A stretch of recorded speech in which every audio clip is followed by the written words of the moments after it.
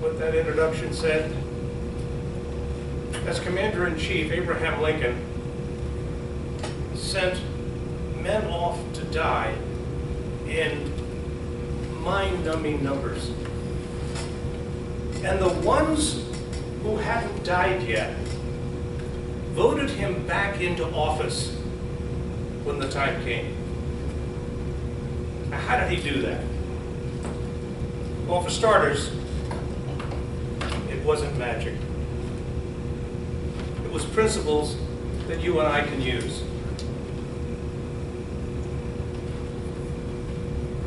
I'm sorry, I am going to use notes. I wrote the notes, or at least I assembled them. If you would win a man to your cause, first, convince him that you are his sincere friend. Therein is the drop of honey, which, say what you will, is the great high road to his reason. That's it. That's all you got to do. Every regiment that passed through Washington, D.C. in 1861, the first year of the war, got a thank you from Abraham Lincoln.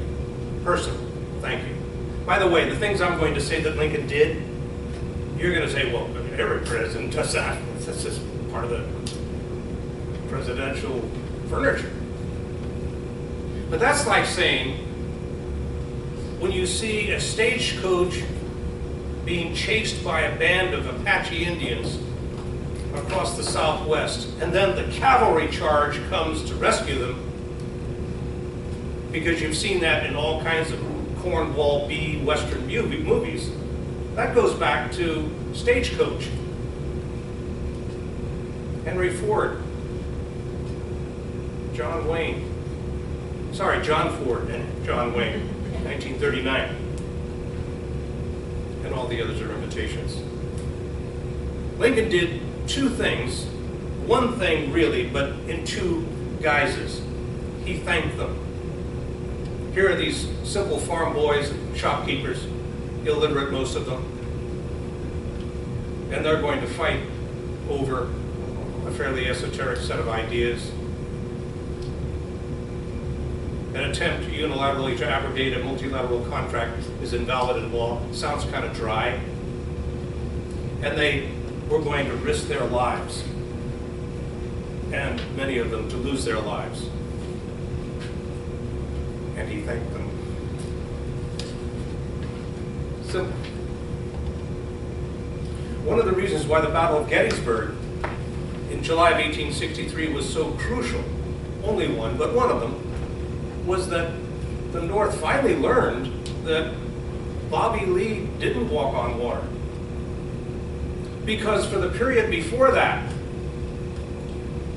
from First Bull Run to the Peninsula Campaign to Second Bull Run to Fredericksburg to Chancellorsville, it was nothing but loss after loss after loss after loss. He would visit the troops in the field, get out of the White House, and go where the troops are, literally. And he would shore them up. He didn't just go to visit his generals to confer about strategy. He went to see the troops. And how do you shore up your team when it's 17-0 and we're only 4 minutes into the game? And then 2 minutes into the second quarter, it's 34-0. He shored them up. He did one other thing that presidents do on a regular basis. He articulated the American dream.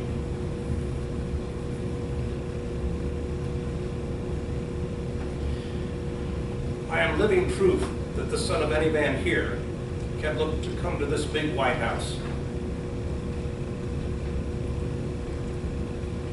as my father's child has.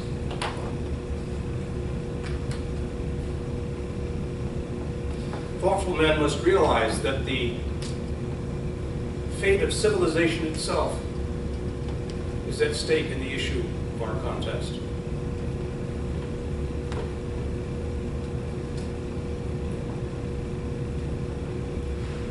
And there will be some black man who will remember that with steady eye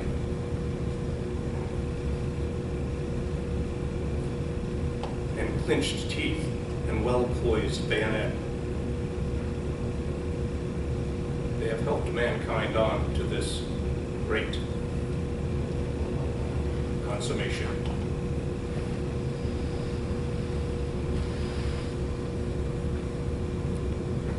Oh, and during the summer of 1864, a veteran was on leave, and he was asked if the troops were going to vote for Lincoln for re-election. Why, of course they are. Father Abraham mustered us in, and we'll be damned if he shan't stay at his post until he's mustered us out.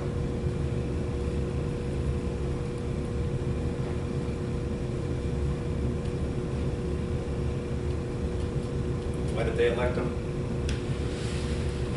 Because they reacted to the bedrock sincerity of the man. And they would have done handstands for him. He wanted them to do one thing, to vote for him. And they did. Now, I want to talk to you and me.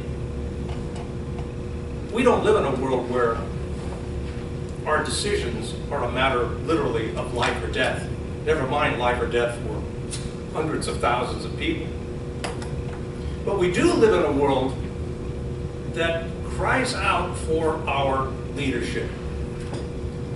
We are to touch people where they live. We must go where they live, as he did, and touch them there. Now, we all live in a different world. I don't know what you do.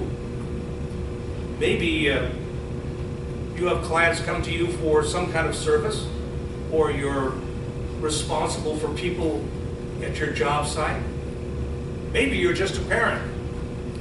I don't want to say just, because that's a pretty important job. And trust me, I got you all beat. My kids are 40 and 37. I know what I'm talking about. The responsibility doesn't stop just because you don't hold their hands when you cross the street. They're still looking for leadership. They still want you to bring to bear your vision shrunk down to this occasion. They still require that. So, I want you to give me some low-cost, no-cost ways that you do in your world what Lincoln did in his. Affirm, thank, make people feel comfortable and not tense. Give me some. I got a pen. We'll write them down. Dan. You're doing a great job.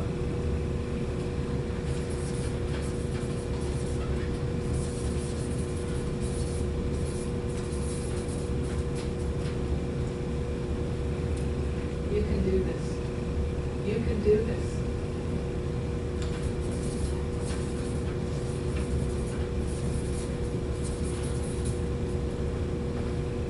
Dan, Dave, I'm proud of you.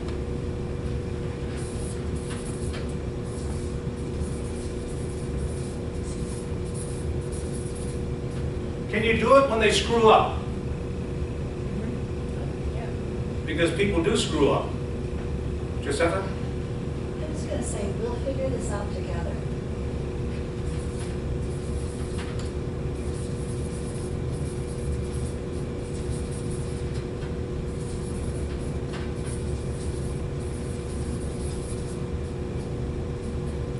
Let's stop there. I'm running out of time. You've got to do what he did. I want to encourage you to do that. Oh, wait a minute. Sorry. Inspire. That's what the speech is about, right? And if you do it right, you will pull off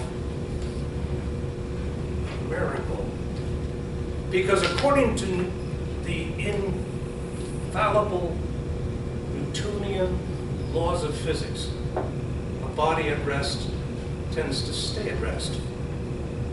But your vision will spark that valve, that body,